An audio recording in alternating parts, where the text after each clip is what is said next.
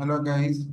आज हम एक बात करेंगे कि when you push the SAP Navision data into Tally for consolidation तो हमारा we have a different way of looking at it. पर उसमें रिस्क क्या है? तो इन अ नटशेल सर, यह भी आपको पूरी की पूरी साइट पे भी मिल जाएगा। एंड इसी तरीके से ये कंसोलिडेटिंग अदर ईआरपीस, इसमें भी सेम वो लॉजिक है कि भाई क्या है। Now why do actually people do it is क्योंकि एक तो टैली के लिए ऑलरेडी पेड, राइट, लाइसेंस वगैरह पे किया है। And this if I make go have to give a consolidated number, so I'd rather give the tally number, and then tally becomes a data warehouse. उसमें tally में you have data from multiple other sources जो है वो actually coming है। So this is actually coming from our experience जब हम लोगों ने कई के साथ किया था। One is that if you do not have a proper data insertion format, you can have a problem of duplicates. तो रिमोट GUID वगैरह जो है, you have to take care into that position, but sometimes that is missed, right. Then third second thing is that without any audit and check, the bad data enters books directly. देखिए sir, आपको ये समझना पड़ेगा, tally is your core system, right. तो उसकी जो data quality है उसमें डालने का वो you have to be very very careful. If you put in a long ledger और so for negative stock position, then months later आपके ऑडिट में पड़ेगा, but your tally is basically goes for a toss. Like for example, many people enter on account entries, तो वो basically DSO और डीएसओपी वाली book जो है वो जो है वो मैच नहीं करती, right. The third one is that the party masters fragment. ये बहुत हम लोगों ने common problem, we have seen it, that your SAP might have one or Navision might have one party master and Tally might have another, उसके दूसरे नाम से। So these party masters fragment कि भाई किसका कितना है, तो वो actually different. Then intercompany transfer is not eliminated. Intercompany means that, say I have got two groups and then I transfer the data into Tally, तो व्हाट हैपेंस इज कि दोनों ग्रुप्स का जो है अगर उस पर ट्रांसफर हुआ है, then that goes into one company, and if it is not done properly, that revenue can be counted twice. ये one needs to be very very careful. So how does one know that the transfer is complete? Suppose I pushed 4,000 documents from SAP and tally showing only 3,940. वो भी तब जब remote GUID है। Now question here is which 60 are missing? वहां पे हमारा जो है basically a data warehouse will come, right? तो इसमें टैली में आपको you will not get a transfer, audit log का नहीं होता, it's very difficult because when you do the insert it will not give you कि find what is the transfer record, right. You can compare the totals, but even after comparison of totals, even if the match, you can get it wrong. So that's a slightly tricky problem. Now, the other problem which we had faced was the chart of accounts can be completely different. तो देखिए sir, इधर इस तरीके से देखिए, मैं आपको दोनों का दिखा देता हूँ कि नेविजन और टैली का। से सपोज आई गॉट से tally here, right? I got this here, JSON to SQL 6, and I say this is my chart of account here. इसमें गया मैं अंडरस्कोर फिलहाल करना।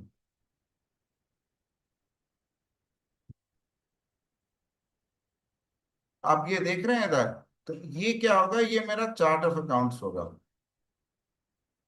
ठीक है ना। अब आपका जो chart of accounts with in से नेविजन, अगर मैं नेविजन पे जाता हूं तो कैन बी कंप्लीटली डिफरेंट। अगर मैं नेविजन पे जाता हूं and if I go on to say this one, right, so you see this ODS underscore customer, ODS underscore dimension, item discount, purchase, इसके इसके अलग अलग वो जो है उसके वो हैं, स्टेजिंग के वो हैं, ठीक है ना। तो इस तरीके से जैसे कि मैंने कहा ODS अंडरस्कोर कस्टमर पकड़ लिया, तो ये क्या होगा कि मेरा कस्टमर का मास्टर है, मिसेस किया, उसका टेरिटरी कोड ये है। Now the case here is that this territory code matches to which group level in Tally, and this customer name matches to which group code. That is something which needs to be mapped out. नहीं तो आपका chart of accounts can go for a toss, okay. तो ये मैंने आपको Navision वाला actually I showed it to you that there is this issue. तो हमें कंसोलिडेशन वाला जो है वो काफी दीजिए। तो मैंने आपको नेविजन वाला दिखाया। सिमिलरली एसएपी वाला भी जो है वो भी आपके जो है वो आ जाएगा। तो अगर आप स्टेज अंडरस्कोर एसएपी वाला देखते हैं, ये वाला टेबल देखते हैं, तो you find other sets of you know all these tables, ODS ODS vendor. तो अभी जैसे कि मैंने इसमें एसएपी में देखा आपका, आई गो डाउन टू एसएपी कि भाई वेंडर लिस्ट कैसे होते हैं। तो इनके chart of accounts can be completely different. ऐसे डायरेक्टली आप you can not enter it, you know, without understanding the complete structure. ये इस तरीके का इसका वेंडर नेम आता है। इसका कंट्री कंट्री कोड है। अभी कंट्री कौन से आ रहा है, वेंडर नेम कौन से आ रहा है, ये आ रहा है। ठीक है ना। तो एक तो ये chart of accounts can be completely different.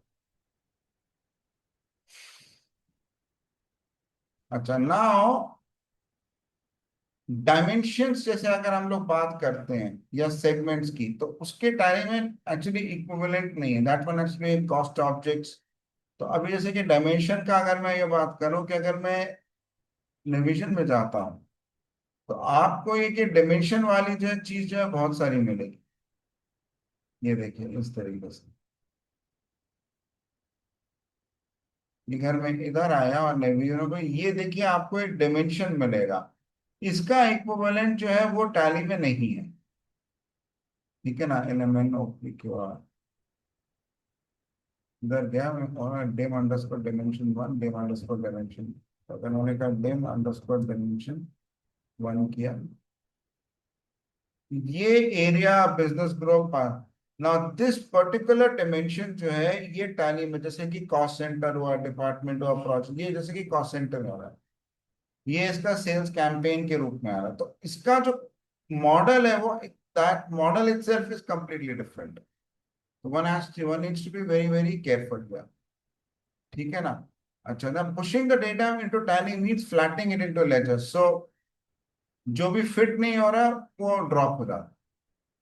ठीक है ना। तो this mapping document is not there. The other one is the valuation methods are completely different.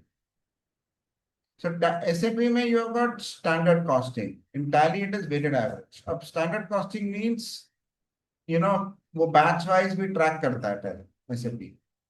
So whatever is the batch price, it will go. But in Tally, it could be weighted average. Your non-batch की entry होती. Then batch in one system. So batch and the go down details are present in SAP and Navision, but Tally में it's not necessary to keep it. वो एक अलग problem जो है वो इधर आई कि आपका पोस्टिंग ग्रुप जो है वो कौन सा है। तो अगर मैं इधर से पोस्टिंग ग्रुप से देखना शुरू करूं नेविजन के, तो एकदम पूरा का पूरा अलग स्ट्रक्चर आता है। इसमें दिया नहीं था, बट कस्टमर लेजर एंट्री की कौन से लेजर पे गया कस्टमर का। तो ये जो है ये थोड़ा का थोड़ा जो है डिटेल वेंडर लेजर एंट्री, ये भी जो है अलग से आना है कि कौन से वेंडर पे लेजर पे गया है। ठीक है ना। तो, तो ये क्या हुआ कि इधर से आ गया। ठीक है ना। तो इस तरीके से आया। Then the third one is, so Tally cannot be actually queried because a hierarchical database, वो document है, it's not a row. So it's very good for entry but wrong for analysis. Right. The other thing here is कि इसमें कोई changes की history नहीं होता। और edit log में होता है कि बट मेरे को closing balance on that date जो है वो जो है वो मेरे को नहीं मिलती है।